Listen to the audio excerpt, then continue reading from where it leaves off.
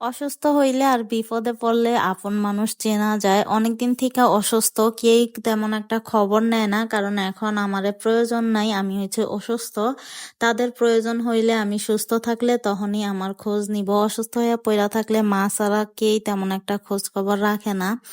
আমার মা আমার জন্য আজকে তরকারি রান্দা পাঠাইছে, কারণ হচ্ছে আমি অনেকদিন ধরে অসুস্থ। উইঠা রান্না বান্না করবো এরকম ভালো লাগতেছিল না। কয়েকদিন ধরে ডিম বাইজা বাইজা আমি ভাত খাইয়া ফেলতাছি, এটা দেখে আমার মায় আজকে 2-3 পদে তরকারি রানছে, বলতাছে 2 দিন খা, তারপর আবার রান্না করে ফাটামো। আমি সুস্থ থাকলেই তেমন একটা রান্না করতে চাই না, এখন তো আরো বেশি অসুস্থ। এদিকে আমার মা ইলিশ মাছ দিয়া কাঁচকলা দিয়া রান্না করে পাঠাইছে। এইটা আমার অনেক পছন্দ। আবার পেঁপে দিয়ে রান্না করলেও ইলিশ মাছ আমার অনেক ভাল লাগে। আর আগেরটা ছিল শুটকি দিয়া পুঁইশাক রান্না। আর আজকের খাওয়ানোর মধ্যে সবচেয়ে পছন্দের রান্না আমার এইটা। আলু, লাউ, তারপর আরো বিভিন্ন সবজি দিয়ে 2-3 পদের ডাল দিয়ে রান্না করে। এটারে আমরা বলি নিরামিষ। এই নিরামিষটা আমার অনেক পছন্দ। এটার সাথে যদি নাগামরিচ হয় ভাই, এমনিতেই 2 প্লেট ভাত খায়া ফেলান যায়। কিন্তু নাগামরিচ আমার আসিল না, আর আমার মাকে বলতেও আমার মনে নাই যে আমারে মরিচ পাঠাইও। এরপর আমার মা আসার সময় নাকি দেখতাছে হোটেলের মধ্যে গরম গরম পুরি বাজতাছিল, আর আমার পুরি অনেক পছন্দ, আমার মা জানে।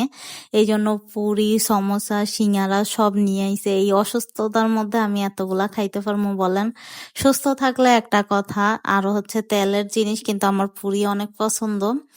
তো আমি এখানে গরম গরম ভাত রান্না করে আয়া পড়ছি খাইতে। পুরি এগুলা পরে খামো, আমার পছন্দের তরকারি দিয়া কয়েকটা ভাত খাইয়া নেই। কয়েকদিন ধরে আমি পেট ভইরা একদমই ভাত খাইতে পারতাছিলাম না, কারণ ডিম ভাজা দিয়ে কতক্ষণ ভাত খাওয়া যায়, আর ডাল দিয়েই বা কতক্ষণ খাওয়া যায়।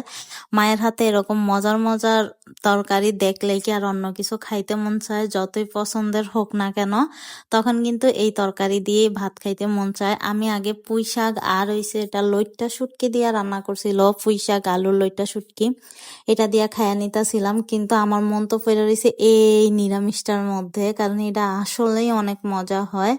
আপনারা একবার ট্রাই করে দেখতে পারেন। 2 পদের ডাল, 3-4 পদের তরকারি দিয়ে আজকে আমার মা লাউ আর হচ্ছে আলু দিয়ে রান্না করছে। এটা মানে আপনি যত সবজি দিবেন তত মজা হইব।